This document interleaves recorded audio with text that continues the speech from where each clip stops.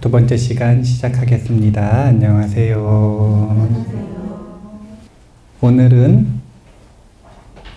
서울 부다스쿨에서 이루어지는 보살 수업 반야바라밀에 대해서 공부하고 있고요.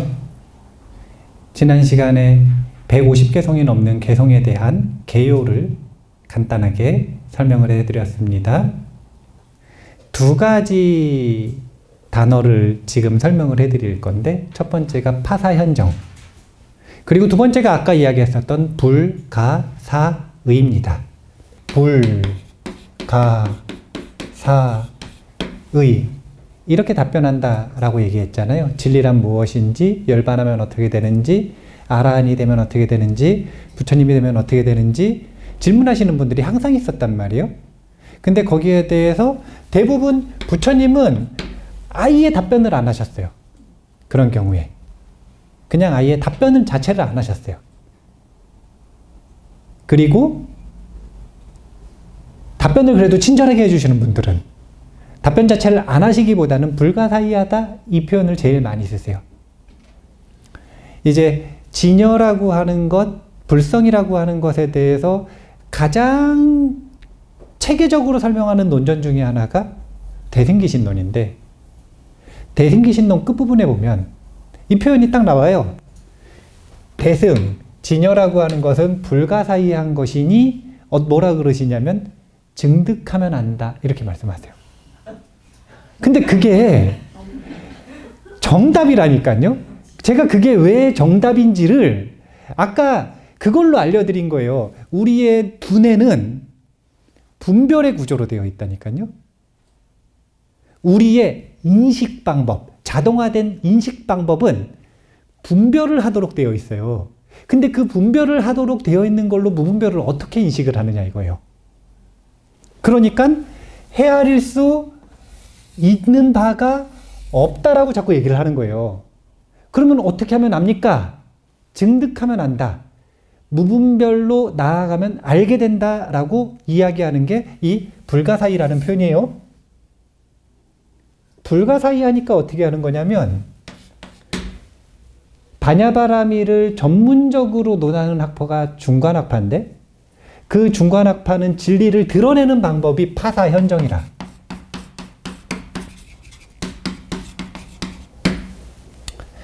삿된 것을 파하면 정을 드러낸다는 게 아니라 삿된 것을 파한 것 그 자체가 정이 드러나는 것이라는 뜻이에요. 정을 따로 드러내지 않아요. 여기에서 중간학파가 두 가지 갈래로 나눠지는 거예요. 이제 무슨 뭐 자립논증파, 귀류논증파, 어려운 말이 있는데 그런 말들은 이제 네이버 찾아보시고, 그 핵심이 뭐냐면 파사, 삿된 것을 파했는데 그 자리에다가 정을 세워서 드러낸다라고 하는, 정을 표현하는 중간학파가 있고, 무엇이 올바른 건지를 표현하는 중간학파가 있고, 그 어떤 정, 올바름도 표현하지 않는 중간학파가 있어요. 단 하나도 세우지 않는 중간학파가 있고, 본인들의 학파에서 이것이 진리다라고 생각하는 걸 드러내는 중간학파가 있어요. 그러면은 우리는 입보살행론을 배우잖아요.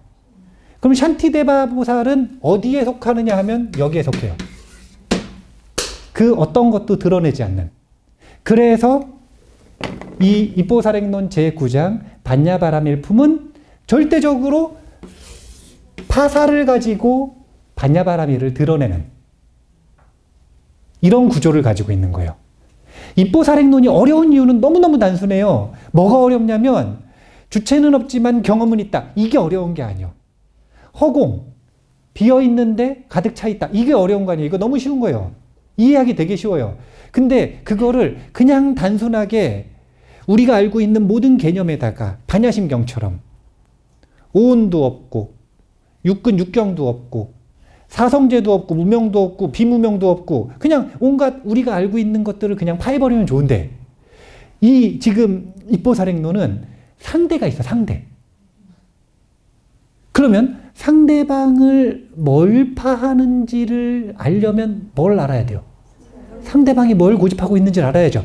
그거 공부하는데 시간이 다 가는 게 이거라.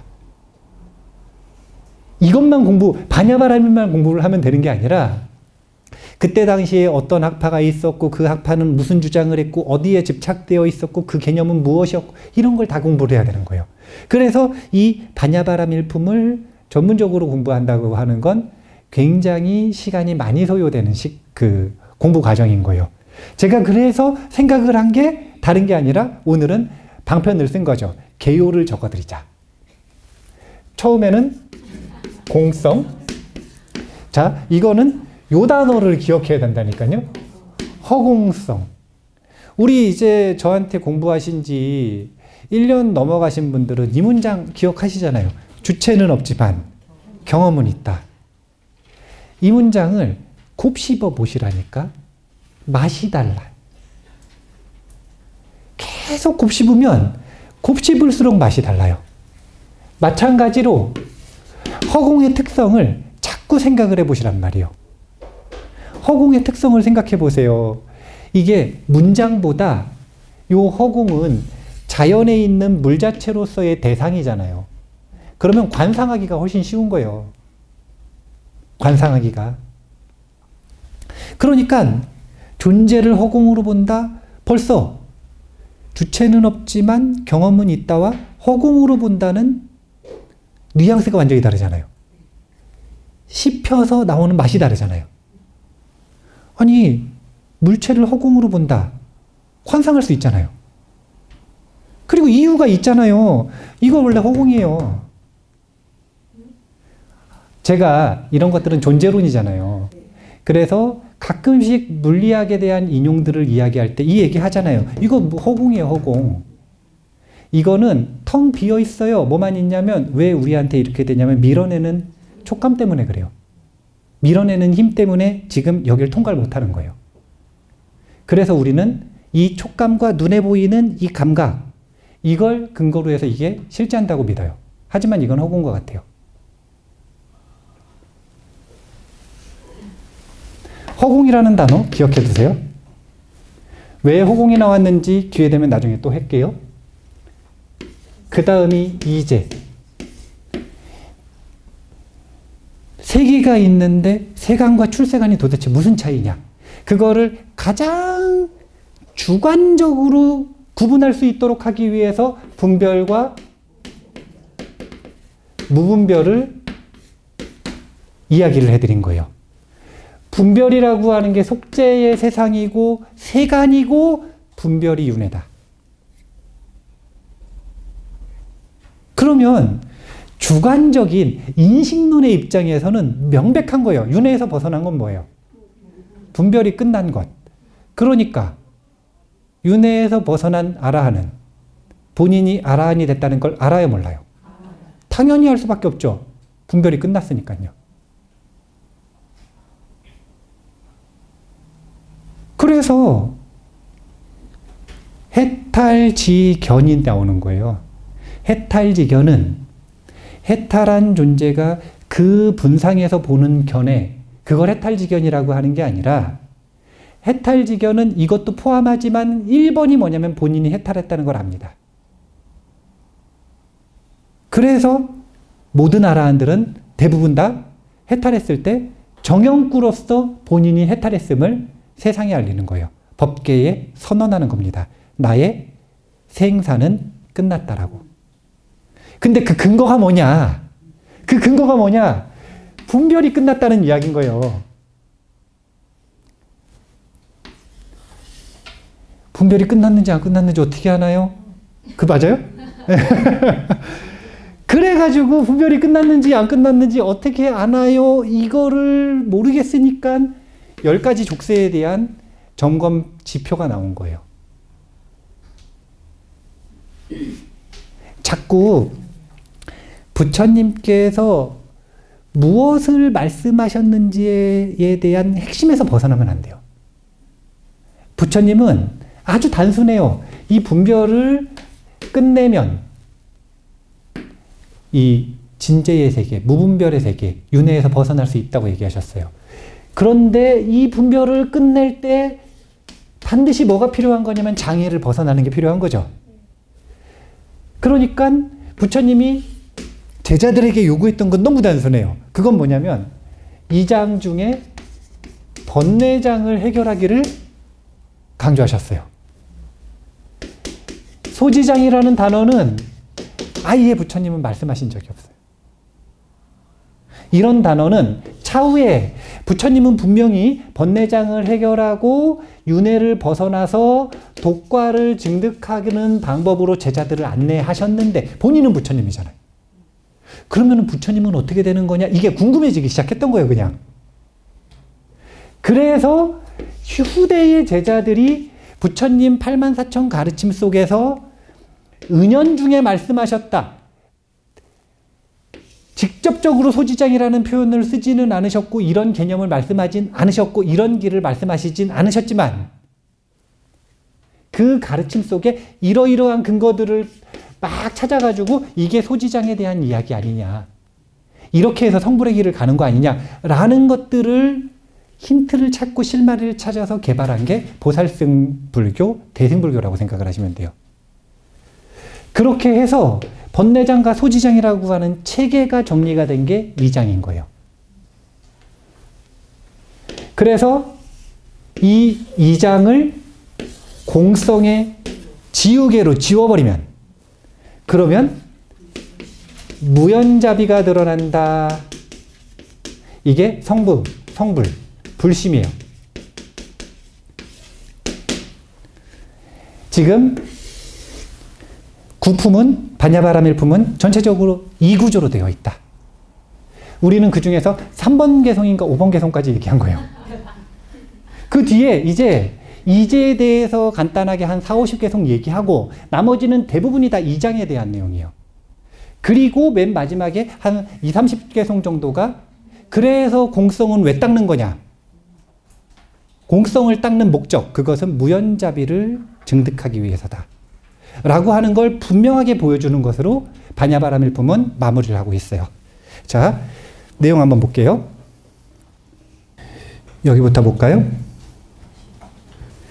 눈에 보이는 현상과 같은 직접적인 인식의 대상이 일반인들은 실제로 존재한다고 생각하지만 그것은 불결한 것을 깨끗하다고 보는 것과 마찬가지로 그릇된 견해라네.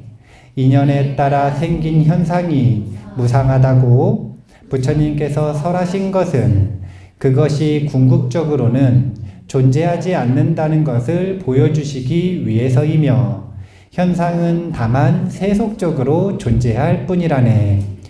아주 재밌는 주제를 한번 또 얘기해 볼까요? 부처님은 제 행이 무상하다 그러셨죠.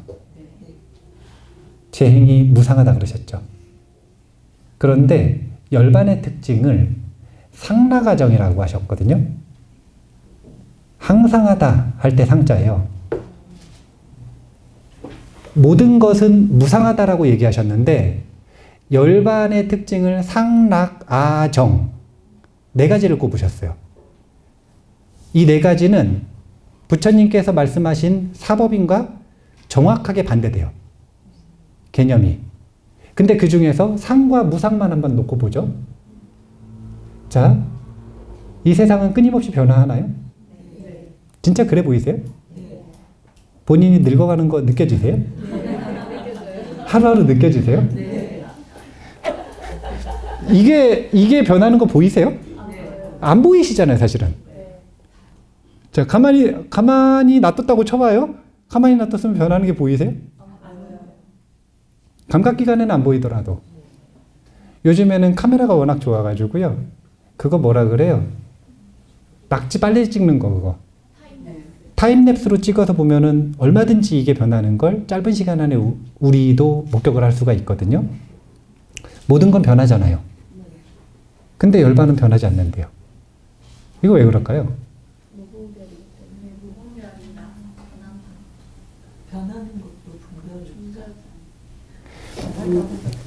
그러니까 그게 맞는데 어떻게 되는 거냐면 자 봐보세요. 이렇게 움직였어요. 움직인 거예요? 네. 네. 그런데 움직인다라고 하는 분별이 없는 사람이 이걸 보면 움직였어요, 안 움직였어요? 안 움직였어요. 안 움직였죠. 상식적이지가 않잖아요. 그리고 반야바라밀 수행이라고 하는 건 사실은 상식을 무너뜨리는 거거든요. 공성의 특징이에요. 공성은 모든 상식을 무너뜨려요. 이게 반야바라밀이 어렵고 공격적으로 느껴질 수도 있고 또 공격을 많이 받는 이유예요. 모든 걸 무너뜨려요. 그런 수행을 하잖아요. 그리고 이렇게 움직였는데 이거를 움직이지 않는다라고 보는 수행이 두 가지 갈래가 있는 거예요. 첫 번째가 중관. 중관은 어떻게 하냐면 논리로 그걸 따져요. 이게 왜 움직이지 않는 것인지를 논리로 따져요. 이게 왜 움직이느냐, 왜 안 움직이느냐, 그걸 논리로 따지는 게 중관. 논리로 따지는 건 왜 하는 거예요? 이유가 뭐예요? 논리로 따지는 이유. 아니에요. 뇌의 가소성을 활용해가지고 이것이 움직이는 것이 아니다라고 하는 새로운 생각기를 확고하게 내는 거예요. 왜?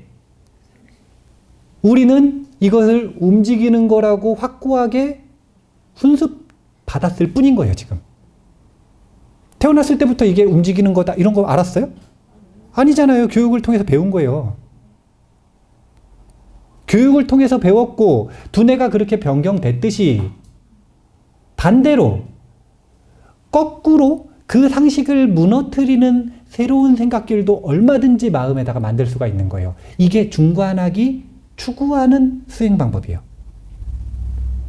근데 이거 말고 선정바라밀을 닦아서 그 선정의 힘을 가지고 윗바사나로 전향해서 독과를 직접 보는 수행을 하는 것, 이것은 이것과는 정반대예요. 어떻게 하냐면 생각으로 하는 게 아니라 생각을 멈춘 상태에서 무분별을 직접 경험하기 시작을 해요.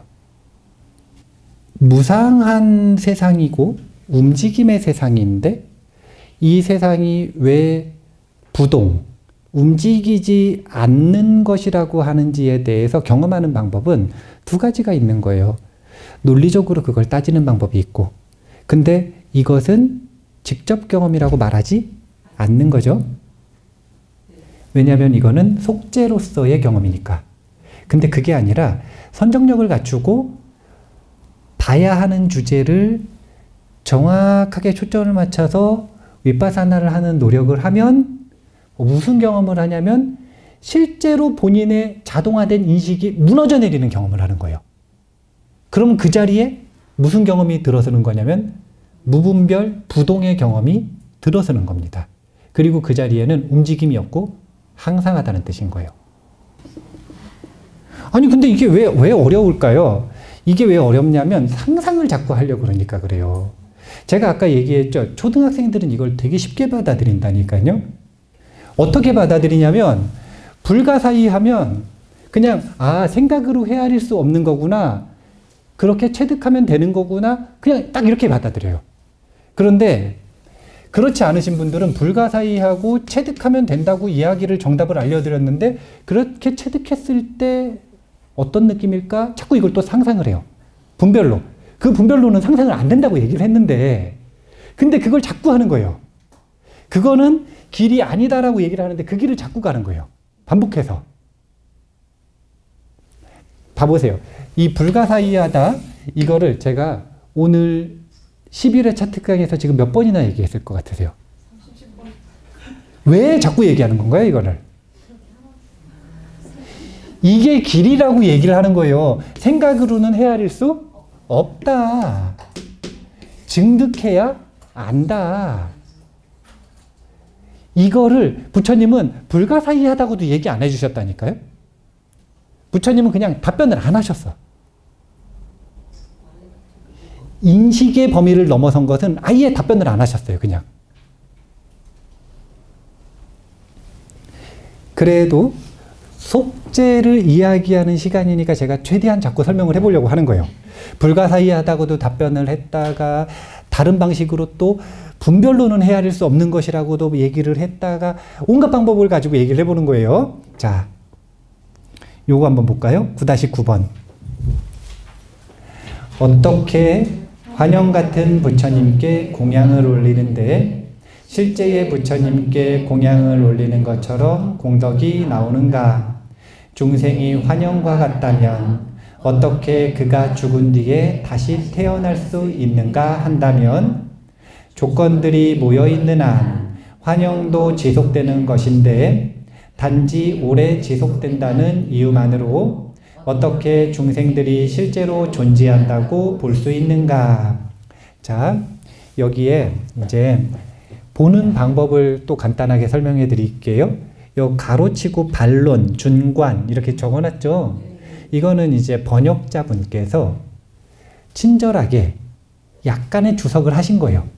원래 원문에는 어디가 반론이고 어디가 중관학파의 입장인지가 안 적혀 있어요. 이 반론이라고 하는 건 반론을 상정해 놓고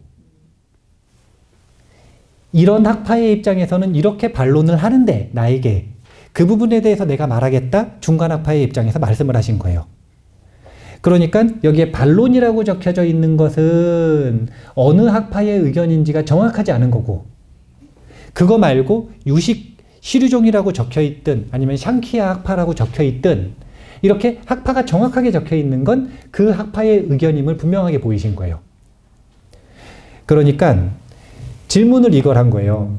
환영 같은 부처님께 올리는데 공덕은 어떻게 나오는가? 이거 우리 금강경 공부할 때도 배웠었던 질문 아닙니까? 수보리존자의 의심이죠. 수보리존자가 부처님의 육신 30 이상이 환영과 같다면 환영과 같은 부처님께 공양을 올리는데 우리는 어떻게 공덕을 받는가? 이 질문을 했잖아요. 여기에다가 주체는 없지만 경험은 있다. 이 문장을 기억을 더 쉬워서 한번 생각을 해보시면 돼요. 부처님이라고 하는 상속되는 경험이 없다라고 얘기하는 것이 아니라 그 부처님이라고 하는 고정된 실체가 없다라고 얘기를 한 거거든요. 이게 주체는 없지만 끊임없이 상속되면서 변화하고 있는 존재, 경험은 있다라고 얘기한 거예요. 주체는 없지만 경험은 있다.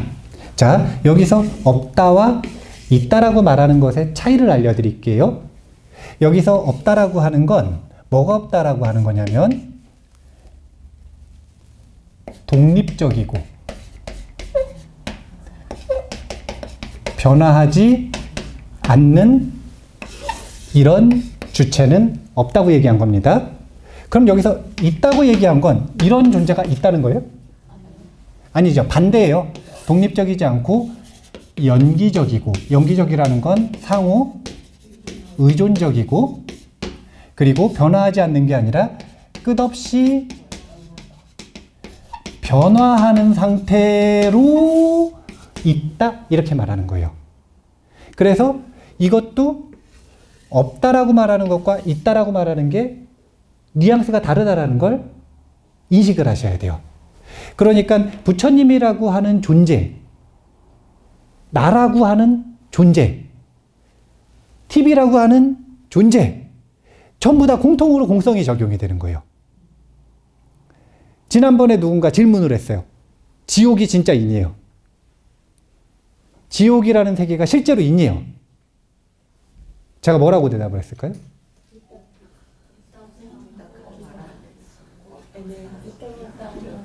저도 기억이 안 나요. 질문만 기억이 나고. 그런데 지금 답변을 한다면 이걸 그대로 적용을 해볼까요? 지옥이라고 하는 실체는 없지만 지옥이라고 하는 경험은 있는 거예요. 근데 이 말로 충분해하지 않으셨어요, 그때. 그래서 제가 뭐라 그랬냐면 그럼 반대로 물어봤어요. 인간 세상은 있느냐? 이렇게 물어봤어요. 근데 또 인간 세상은 있대요.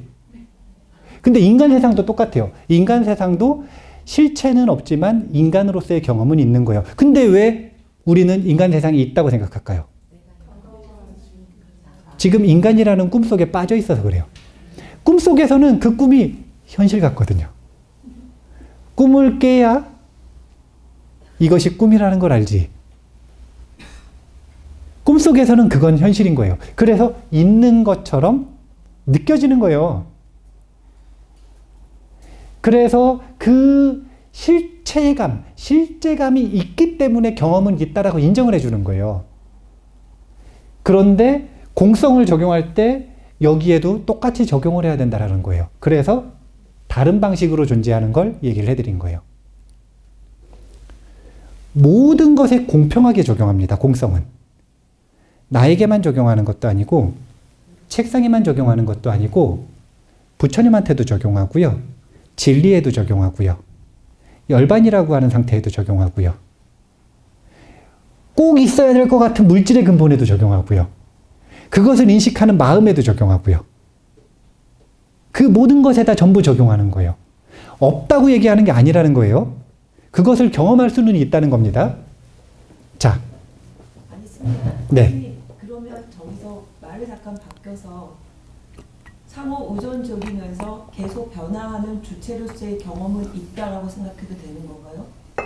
있다라고 생각을 해도 돼요. 그렇게 있다라고 생각을 해도 되는데, 근데 그때 항상 저 공성을 끊임없이 관하도록 하는 이유는 뭐냐면, 주체는 없고 경험은 있다라고 얘기를 했는데, 그러면은 이제 저 문장을 듣고 그 다음에 거기에 대해서 올바로 사유를 할 때는 올바로 사유를 했는데, 저 문장을 나중에 다시 이제 기억을 하려고 그러면 그래서 경험은 있지 이렇게 생각을 한단 말이에요.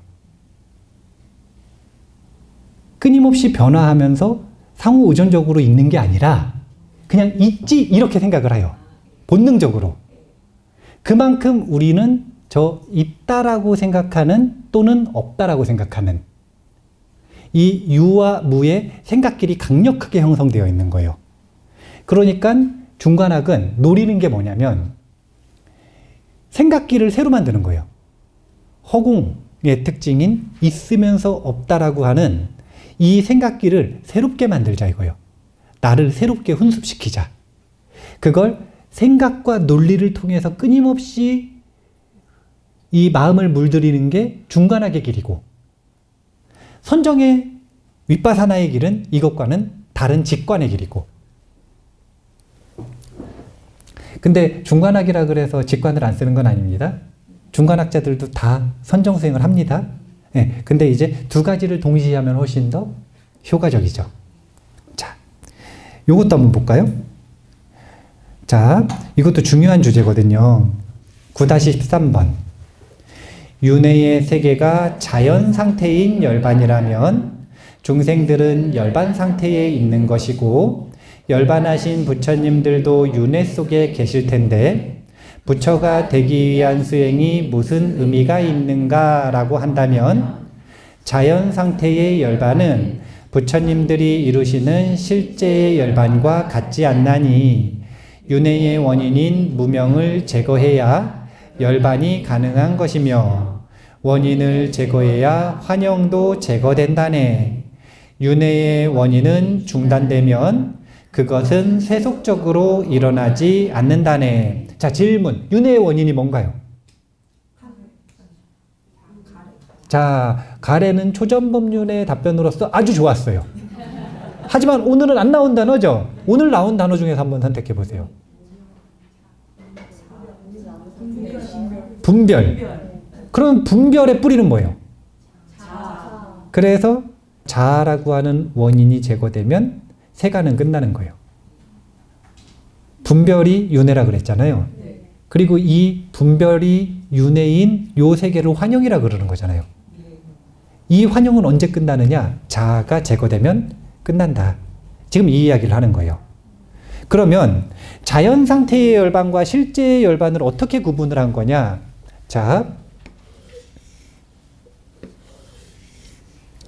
차안, 피안이란 말이요. 여기서 두 가지 장애가 맞고 있어요. 이 장. 이제 여기서 일로 넘어가야 된다라고 자꾸 얘기를 해야 될 거 아니에요. 그러면 여기 있는 사람들한테 여기는 무분별의 세계고 여기는 분별의 세계인데 분별로서 무분별의 세계를 표현할 수 있는 방법이 있어요, 없어요? 없죠. 그러니까 어쩔 수 없이 분별의 언어로서 이 사람들을 설득을 해야 돼. 그렇게 말하는 진리를 속죄라 그러는 거예요. 이 사람들한테 말을 해주고 싶어. 저기 가야 된다고. 저기 가면은 이고등락이 이루어진다고.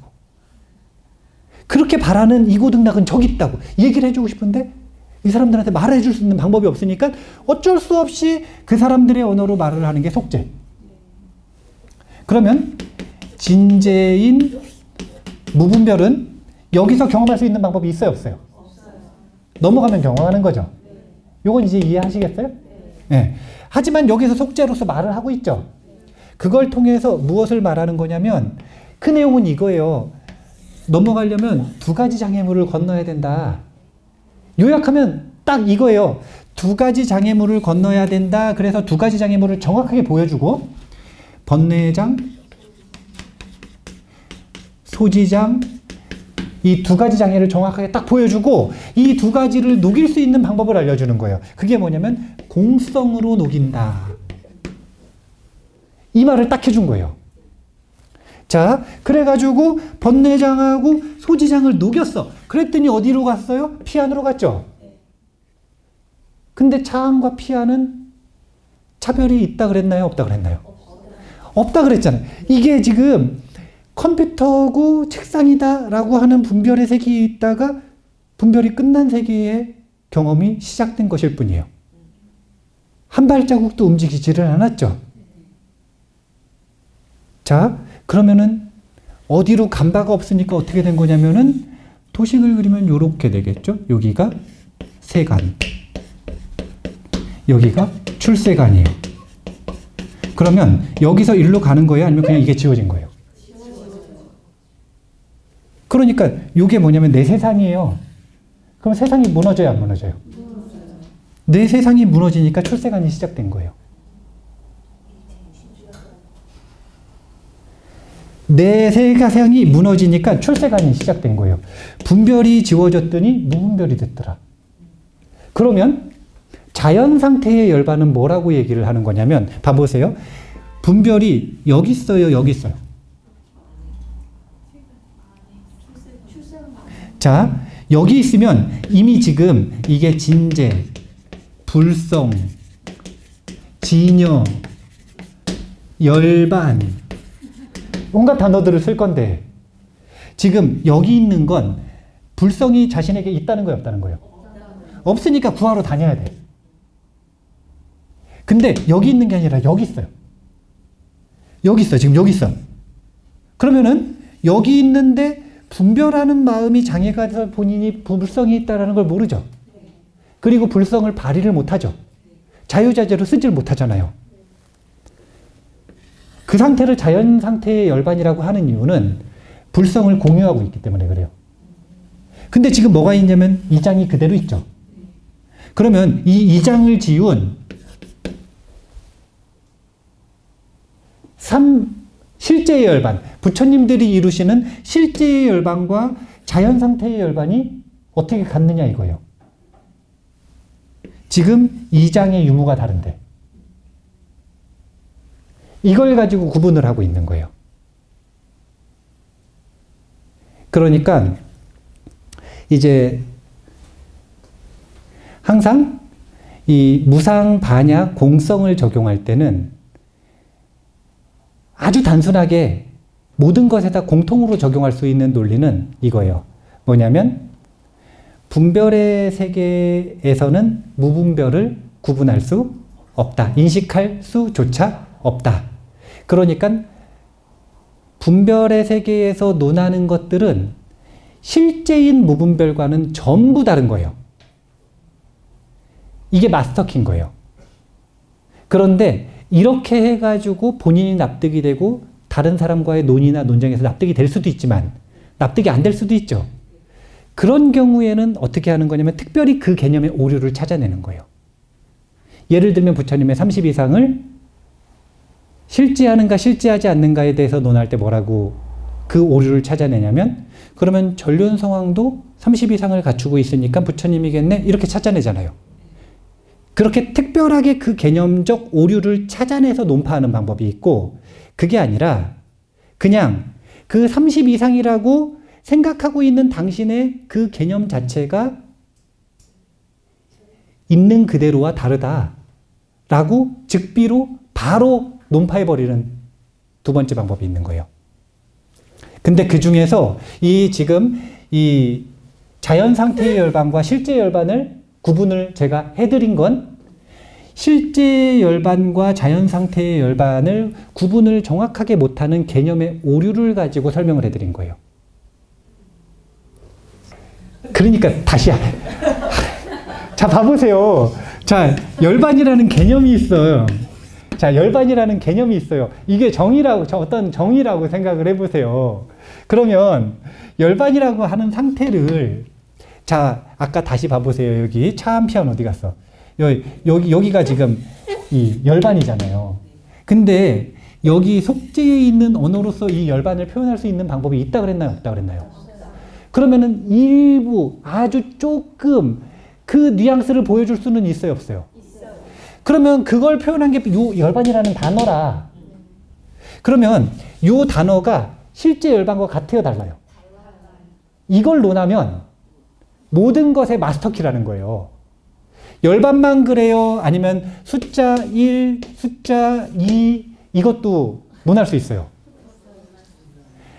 우리가 수학이 발전한 건 이 모든 것들을 개념화해서 그 개념이 실제인 것처럼 가정하고 약속한 상태에서 수학을 발전시킨 거잖아요. 우리의 모든 학문은 그렇게 발전한 거란 말이에요. 그게 말의 세계, 속죄의 세계인 거예요. 약속. 그런데 이것이 자연 상태에 있는 현상에 있는 그대로의 현상과는 다르다는 거예요. 이걸 논하는 게 마스터키라는 거예요. 이게 인식의 오류. 개념이 가지고 있는 개념화의 한계. 이걸 논하는 게 마스터키가 되는 거고, 두 번째 방법은 그걸로 납득을 못하는 사람은 그냥 가지고 있는 인식에 그 개념에 어떤 함정이 있고 어떤 오류가 있는지를 논리적으로 밝혀주는 거예요. 그런데 중관학파 이 발전시킨 분들은 자비로워. 이걸로 논리적으로 이해를 못하면 이 방식으로 논리적으로 설명해 주고, 이 방식으로 논리적으로 설명해 주시고, 이 방식으로 논리적으로 설명해 주시고, 물론 그 끝에는 뭐든지 공이라. 그래서 벽처럼 느껴지지만 그럼에도 불구하고 설명하는 방식은 아주 친절해요. 마음도 실체가 없음을 또 얘기를 하시는데, 요거 한번 멋있는 문장이니까 같이 읽어볼게요. 현상은 마음 자체의 본성으로 존재하나 의식이 없으므로 마음 자체는 아니며, 의식에는 대상을 인식하는 양상과 의식 자체를 인식하는 양상이 있다고 한다면, 부처님께서 설하신 바에 의하면 마음은 마음 자체를 인식할 수 없다네. 칼이 스스로를 자를 수 없듯이 마음도 스스로를 보지 못한다네. 칼이 스스로를 자를 수 있나요? 중론 개송에는 눈이 눈을 볼 수 없음을 비유로 들고 있죠. 눈은 보는 특징을 가지고 있지만 그 보는 모든 경험들, 대상들이 실제인지 아닌지를 논하려면 눈의 실제를 가장 먼저 논해야 되거든요. 근데 눈은 어떤 방식으로도 볼 수가 없는 거예요. 온갖 논쟁들을 해요. 거울에 비춰보면 되는 거 아니냐. 그건 거울에 보이는 색경이지 내 눈이 아니죠.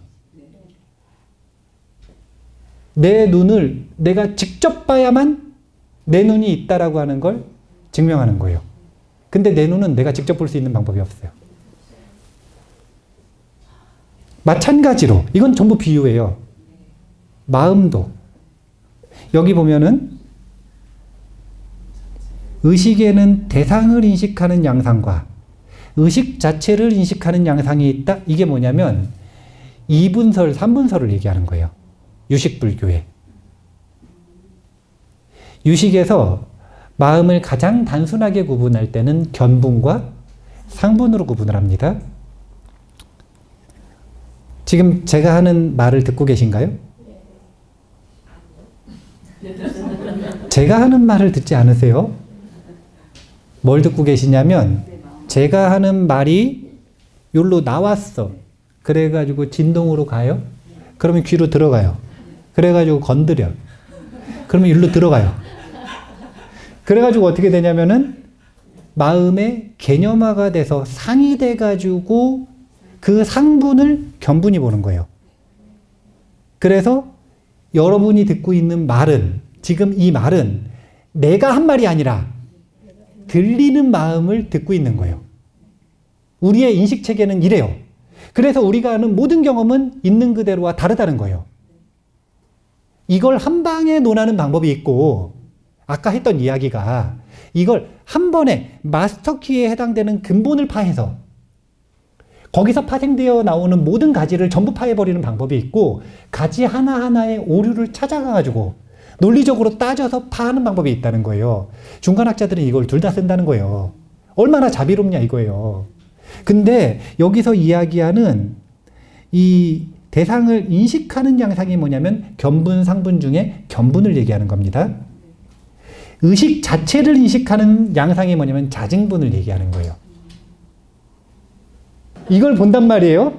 자, 저는 이제 요 색경인데, 색경이라는 단어보다 저는 이 칸트 선생님 표현 가져다 쓰는 거 좋아하잖아요. 물 자체잖아요, 얘가. 이 물 자체를 내가 만졌어. 그럼 나는 지금 물 자체를 경험하는 것이 아니라 이 만졌다라고 하는 촉을 원인으로 해서 만져지는 느낌을 보는 마음이 경험하고 있어요. 그런데 그 보는 마음은 무엇이 경험하느냐? 이 질문에서 나온 게 자증분인 거예요. 이게 바로 메타인지입니다. 이게 바로 메타인지예요. 메타인지의 힘이 아주 강한 사람들이 분야를 막론하고 성공하는 경향이 있다라고 하는 교육학자들의 논문은 최근에 정말 많이 나오고 있죠. 메타인지는 자증분을 어떻게 훈련시킬 수 있는가라고 하는 주제로 넘어가는 거예요. 그 메타인지를 어떻게 훈련시킬 수 있는가. 이것은 사티 수행에 있는 메인 주제 중에 하나죠. 대상을 알아차림, 사티의 대상으로 두는 것과, 제가 사티의 질이 좋아지면 대상 없이 사티 자체를 사티의 대상으로 두는 연습을 해야 된다라고 하는 인터뷰를 자주 하죠. 이게 자증분을 훈련하는 방법이에요. 나를 보는 힘, 메타인지의 힘을 키우는 방법이에요. 그런데 지금 유식으로 넘어가가지고 공성을 그대로 적용하는 겁니다. 앞부분에서 색법을 논했던 건 대부분 설일체유부의 타겟이라고 보시면 되는 거예요. 그리고 마음에 대해서 논하는 건 유식학파에 대한 논쟁이라고 보시면 돼요. 유식에서는 일체 유심이라고 했으니까. 일체는 오로지 마음뿐이다 라고 이야기했으니까요. 마음뿐이다. 마음은 있다라는 함정에 빠지기가 쉬워요, 어려워요? 진짜 유식학파, 제대로 된 유식학파 학생들이 마음은 있다라고 얘기했을까요? 없다라고 얘기했을까요? 있다고도 안 하고 없다고도 안 하고 공성으로 얘기를 하시죠. 근데 그분들은 어떤 방식으로 얘기하냐면 있는 이유 3가지, 없는 것 3가지. 그래서 있는 부분을 보는 3가지 지혜와 없는 부분을 보는 3가지 지혜, 즉 유와 무가 공존한다라고 하는 걸 명확하게 명료하게 언어적으로 정확하게 구분해가지고 개념으로 정리를 하는 거예요. 이게 유식학파의 특징이에요. 그런데 이건 그 개념을 제대로 정의했고 그 개념이 의도한 바대로 마음을 제대로 수행을 해서, 그래서 공성 진여를 본 사람들에게 문제가 안 되는데 못 본 사람들은 속죄 말에 걸려버리죠. 개념에 걸려버리죠. 그래서 유식학파에서 있다라고, 마음은 있다라고 집착하는 사람들이 많았던 거라. 그러니까 그들을 향해서 마음을 지금 벌써 견분, 상분할 때 견분은 마음은 마음이지만 마음에서 경험될 때는 대상으로 경험되잖아요. 그러니까 이거는 일단 논외고, 대상은 논외고 그래도 인식하는 견본, 보는 마음은 있어야 되는 거 아니냐. 이 집착을 깨트리는 것, 그거 말고 이 보는 마음이 있는지 없는지를 증명하는 자증분은 있어야 되는 거 아니냐. 지금 그 부분들을 전부 논파하겠다라고 이야기를 하는 거예요. 사실은 원래 이 문장으로 다 논파를 한 건데 부차적인 설명이 필요하다 그러니까 마음은 마음 자체를 인식할 수 없다네. 칼이 스스로를 자를 수 없듯이 마음도 스스로를 보지 못한다네. 못 보는 걸 어떻게 증명을 해요? 이걸로 논파가 끝나는 거 아닌가요? 논파가 안 끝나니까 이제 막 자세하게 얘기를 하는 거예요. 뒤에 개성들이 계속 나오는 거예요. 아니, 생각을 해보세요. 칸트 선생님이 도대체 왜 서양 철학에서 유명해요?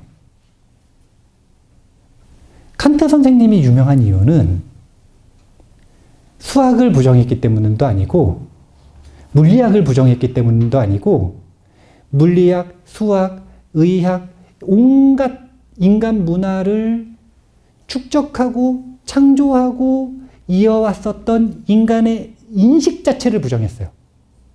그러면 그동안 오류가 있는 인식을 가지고 연구했었던 모든 결과물들은 전부 뭐가 되는 거예요? 오류가 되는 거죠. 그럴 가능성을 제기한 거예요. 인류에게. 이것 때문에 칸트 선생님이 서양 철학에서 하나의 큰 맥을 이루고 이 서양 철학의 방향성을 완전히 180도 바꿨다라고 평가를 받는 거예요. 그것처럼 왜 마음을 논하느냐? 우리의 모든 경험은 마음 위에서 일어나는데 그 마음 자체가 어떤 오류를 가지고 있고 실존하지 않는다라는 것을 알면 나머지는 모두 다 한 번의 공성을 볼 수 있게 되는 거예요. 어쨌든 여기에서는 이 말이 뭐냐면은 견분. 이 말은 지금 자증분을 얘기하는 겁니다. 견분과 자증분도 실체가 없다라는 걸 말하면 상분은 당연히 실체가 없는 거죠. 이게 뭐냐면 인식론. 그 다음에 요 물 자체가 진짜 이제 그냥 물 자체를 논하는 거예요. 내 인식한 물, 이 상문 얘기 말고 물 자체가 실제하냐 실제하지 않느냐 이걸 논하는 게 존재론. 그리고 이게 물리학의 영역이라는 거예요. 물질의 이치를 구하니까. 근데 불교는 둘 다 이야기하지만 그 중에서는 인식론에 초점이 많이 맞춰져 있다. 이제 이런 거는 꼭 이해를 하셔야 돼요. 한번 읽어볼까요? 우리의 목적은 시각이나 청각 같은 것을 부정하는 것이 아니고 그런 것이 실제로 존재한다는 생각을 반박하는 것이니 그 전도된 생각이 고통의 원인이기 때문이네. 환영 같은 현상은 마음이 아닌 외부 대상도 아니고 마음 자체도 아니다 라고 한다면 외부 대상을 존재를 주장하는 것 그리고 외부 대상과 의식의 존재를 주장하는 것 둘 다 그릇된 견해라네. 의식의 대상이 환영과 같고 존재하지 않듯이 의식 자체도 환영과 같고 존재하지 않는 것이라네. 일단은 의식의 대상과 의식 자체의 공성을 적용했으면 끝난 거예요. 세상은 무엇입니까? 육근과 육경이죠. 이렇게 요약하는 거잖아요. 예. 그러면 육근과 육경을 가지고 경험이 이루어지는 게 육식이잖아요. 그러니까 여기에 철학의 3대 주제가 다 들어가 있죠. 나는 무엇인가? 세상은 무엇인가? 세상과 나의 관계는 무엇인가? 끝. 나는 무엇인가? 육근. 세상은 무엇인가? 육경. 그것 둘의 관계는 무엇인가? 상응해서 경험을 이루는 것. 상응하는 관계. 18개로 철학의 모든 질문에 대한 답변을 요약하시는 거예요. 그런데 공성을 적용하는 이유가 도대체 뭐냐 이거예요. 자꾸 사람들이 공성이 본인을 이제 틀렸다고 말을 하는 거로 느끼거나 막 아니면 혼나는 걸로 느끼거나 자기를 부정하는 걸로 자꾸 느끼거나 그러는데 그게 아니라 부처님을 찾아온 것에 대한 답변이 84,000경전이잖아요. 그럼 84,000경전은 전부 다 부처님이 찾아와서 질문하는 사람에게 답변한 내용이신데 그럼 질문은 딱 두 가지밖에 없는 거예요. 하나로 요약하면 이고등락, 나누면 이고와 등락. 근데 그 핵심은 이고란 말이에요. 어떻게 하면 이 고통에서 벗어날 것인가? 어떻게 하면 지금 누리고 있는 이 행복이 무너지지 않을 것인가? 이건 뭐냐면 잠재된 고통을 맞이하지 않을 것인가? 그러니까 사실은 이고죠. 그래서 고성제에서 시작하는 거잖아요. 그러니까 어떻게 고통에서 벗어날 수 있습니까? 이 질문에 대한 답변이 84,000경전인 거예요. 그러면 와서 뭘 질문했다고요? 부처님한테? 그래서 고통에서 벗어나는 방법을 얘기를 했는데 왜 자기를 혼내는 것처럼 생각하느냐 이거예요. 지금 이런 문장인 거예요. 이 공성의 목적은 당신을 부정하기 위한 것도 아니고 당신이 존재하지 않는다라는 걸 말하는 것도 아니고 진리가 없다라는 얘기를 하는 것도 아니고 몸이 없다라는 얘기를 하는 것도 아니고 마음이 없다라는 얘기 그런 거 해가지고 우울하거나 허무함에 빠지라는 얘기가 아니라 고통에서 벗어나고 싶다고 하니까 고통의 원인을 제거하는 방법을 알려주는 거라는 거예요. 고통의 원인이 무엇이냐면 2장. 근데 그 중에서 1번이 번뇌장. 자아가 있다라고 하는 생각에서 파생되는 모든 있다라고 하는 것들. 소지장. 알아야 할 것들을 막는 그 분별들. 거친 분별과 이 미세한 분별들을 전부 다 사라지게 할 때 우리는 고통의 근본을 뿌리채 뽑았다. 이렇게 표현하는 것이기 때문에 이걸 얘기해 주는 거지. 이 반야공성을 당신을 이기기 위해서 말하는 게 아니라 지금 당신과 싸우기 위해서 말하는 게 아니다. 지금 그 얘기를 하는 거예요. 반야공성으로 당신에게 답변을 해주는 건 고통에서 벗어나는 방법을 알려주는 것이다. 이게 지금 전반적으로 공성을 배우는 이유가 부처님의 자비심으로 나아가기 위해서다 라고 하는 연결성을 보여주는 중간중간의 문장들이에요. 이게 맨 마지막에는 한 20-30개성을 가지고 왜 공성을 배웠을 때 무연자비가 드러나는지를 결론적으로 정리해서 말씀을 해주시는 겁니다. 이런 문장도 또 읽어볼까요? 자, 요거 한번 읽어볼게요. 가소성 활용한 훈습. 모든 것이 환영과 같다는 것을 깨닫는다고 어떻게 번뇌가 그치겠는가.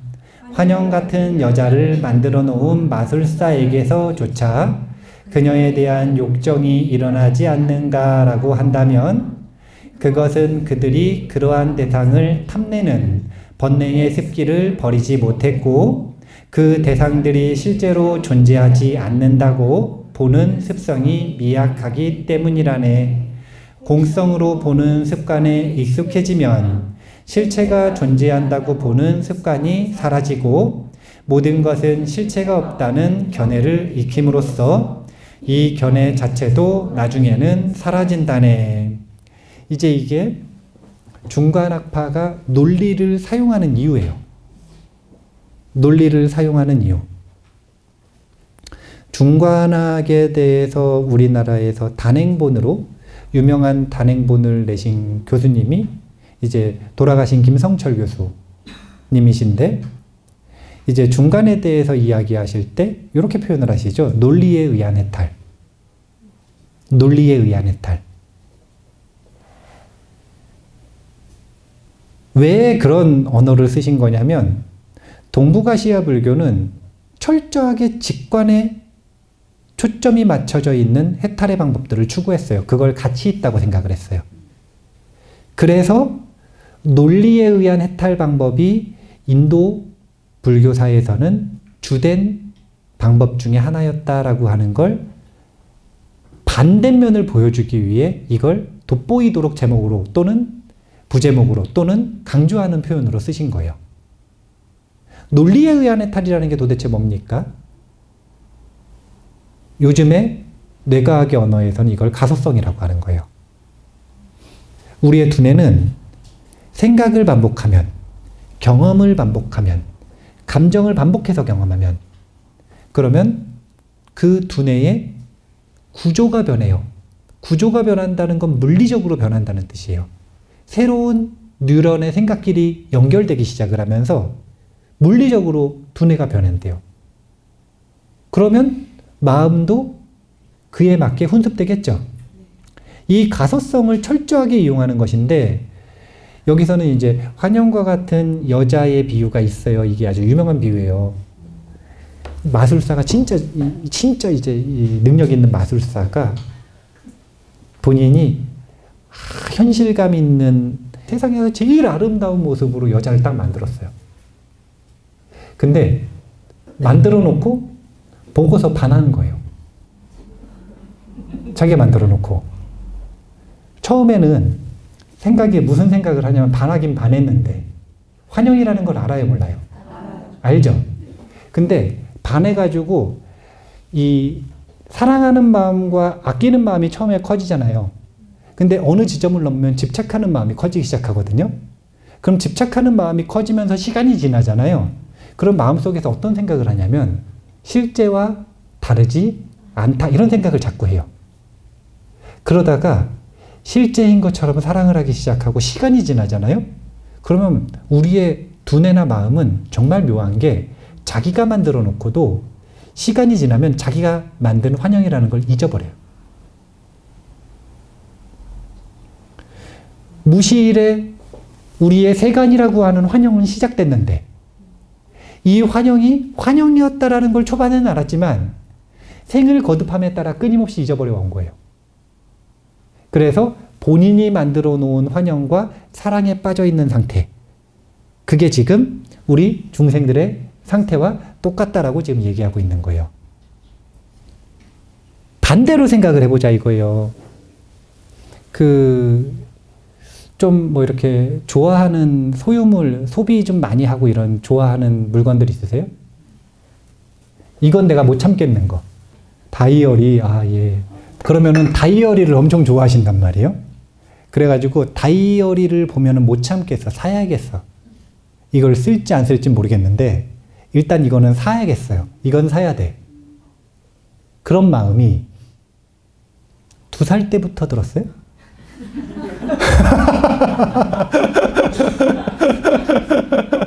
한 몇 살 때부터 그러신 것 같아요? 대략? 20살 정도부터. 그러면은 20살 정도부터 아무 원인 없이 그런 마음이 갑자기 생겼나요? 아니면 그런 마음을 위한 가소성으로 마음을 차곡차곡 훈련을 시켰을까요? 차곡차곡 훈련을 시켰겠죠. 그래서 다이어리를 정말 좋아하고 저거는 사야겠다라고 하는 습성이 점점 강화됐을 거 아니에요? 그러면 이런 훈련을 우리가 해냈는데 그것이 공성이고 그것에 집착하는 마음 때문에 내가 고통을 받고 그렇기 때문에 이것에 속박되어 있는 것을 끊어내는 훈련은 왜 못하느냐 이거예요. 이게 중간학자들의 논리예요. 그래서 중간학에서 수행을 한다는 건 앉아가지고 가만히 앉아가지고 생각을 그만두고 멈추는 게 아니라 그런 수행을 하는 게 아니라 아주 적극적으로 하나의 주제, 그게 뭐냐면 공성. 예를 들면 오늘은 컵의 공성에 대해서 사유를 해보자. 그러면 이 컵의 공성이라고 하는 생각 주제의 삿띠에 중심을 두고 끊임없이 논리적으로 그것에 대해서 적극적으로 생각을 하는 겁니다. 그러다가 생각이 다른 데로 가면 방해물로 갔죠. 그럼 다시 일로 돌아오고 정해진 시간이 15분이면 15분 동안 생각해보고 1시간이면 1시간 동안 생각해보고 7일이면 7일 동안 이것만 생각하는 거예요. 3달이면 3달 동안 이것만 생각하는 거예요. 이게 몰입이라고 하는 방법인 거예요. 황롱문 교수가 이야기하는 몰입의 방법이 이거 아닌가요? 슬로우 싱킹. 하나의 주제를 생각해 놓고 그 주제에 대해서 끊임없이 사유하는 것. 몸과 마음이 이완된 상태에서 끊임없이 그거 하나만 사유하는 것. 이걸 보고 사유명상이라 그러는 거예요. 이제 정리해야 되는 시간이거든요. 그래가지고 요거 알려드리고 마무리를 할 건데 중관학파에서 이야기하는 진리를 보는 법, 공성을 관하는 공관. 이 공관은 사마타도 아니고 윗바사나도 아니고 완전히 다른 명상의 분야인 사유명상이라고 한다. 이 명상에 대한 전통이 가장 광대하고 깊은 게 티베트 불교예요. 티베트 불교에서는 사유명상을 아주 적극적으로 권장하고 수행에 입문하는 입문자부터 아주 능숙해진 전문가까지 이 사유명상을 끊임없이 활용합니다. 물론 사마타도 연습하고 윗바사나도 연습을 하지만 이 사유명상을 아주 적극적으로 활용해요. 그래서 중관학은 명상 기법 중에 공관이라고 하는 건 관법이잖아요. 사실은 이제 넓게 보면 윗바사나의 주제인데 그 윗바사나의 주제들 중에서도 특히 사유명상은 가장 생각과 논리를 적극적으로 활용하는 명상 기법으로 우리가 좀 본받아야 되는 주제다. 이 이야기를 하고 싶어요. 근데 진짜 애매하거든요, 저게. 어떻게 하는지 잘 모르겠어. 그리고 안 해봤으니까 못하겠어. 그래서 제가 항상 이 사유명상을 하기 전에 먼저 사전에 글쓰기를 하라고 자꾸 얘기를 하는 거예요. 글쓰기를 하는 이유가 다른 것 때문이 아니라 글 쓰는 것 자체가 사유명상이고 그리고 글을 써가지고 생각을 드러내 놓은 다음에 사유명상을 하면 훨씬 쉬워요. 자, 정리하겠습니다. 오늘 반야바라밀에 대해서 배웠어요.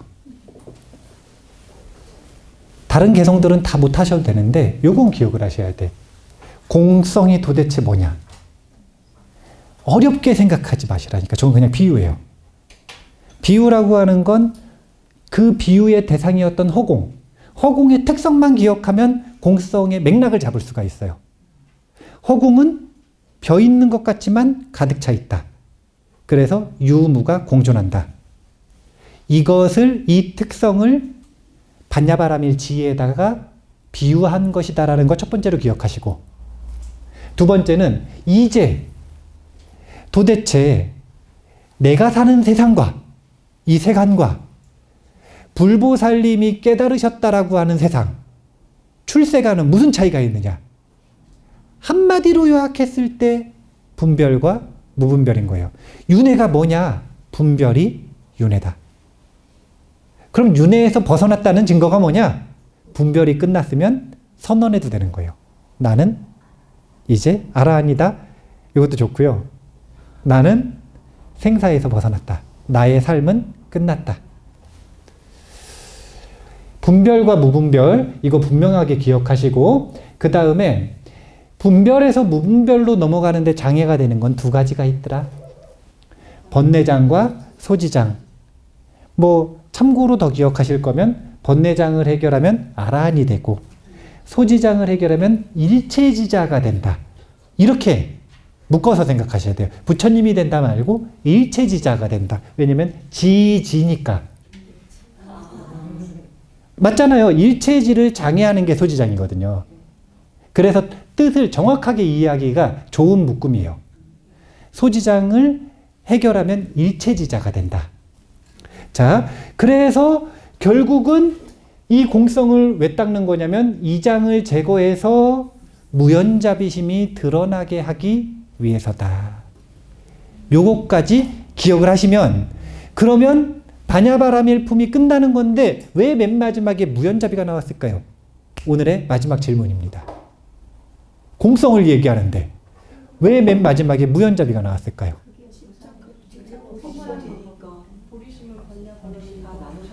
그렇죠. 목차를 그래서 항상 머리에 떠올리면서 공부를 하셔야 돼요. 이 책은 보리심을 논하는 경전이지 반야바라밀을 논하는 경전이 아니에요. 반야바라밀도 완성을 시키면서 동시에 그것이 자비심의 완성과 함께 간다. 즉 보리심을 완성하는 길이다 라고 하는 걸 보여주기 위해. 이 길이 보리심과 별개의 길이 아니라 이 길로서 자비심을 완성시키고 보리심을 완성시키는 그런 마지막 하나의 마스터피스가 반야바라밀이었다. 이 이야기를 해주고 싶었던 거예요. 진제, 무분별, 일체지로 나아가는 마지막 관문 반야바라밀을 공부했습니다. 네, 오늘 반야바라밀에 대해서 공부를 잘한 것 같고요. 비록 30개송밖에 못 봤지만 150개송 중에 이제 이 반야바라밀품은 한번 경전반에서 따로 반야바라밀품만 뽑아가지고 공부를 한번 해보고, 그리고 사실은 이거는 반야신경하고 짝으로 공부를 하시면 훨씬 쉬워요. 왜냐하면 반야신경에서는 결론만 얘기했는데 그 결론에 대한 상세 논쟁이 여기 들어있다. 이렇게 활용을 하시면 돼요. 이 반야바라밀품은. 그렇게 저기 있는 내용들, 주요 내용들을 꼭 기억을 하시면서 반야바라밀품을 한번 읽어보시면 그 전과 다른 게 보이실 겁니다. 정리하고 마무리하는 걸로 하겠습니다. 감사합니다.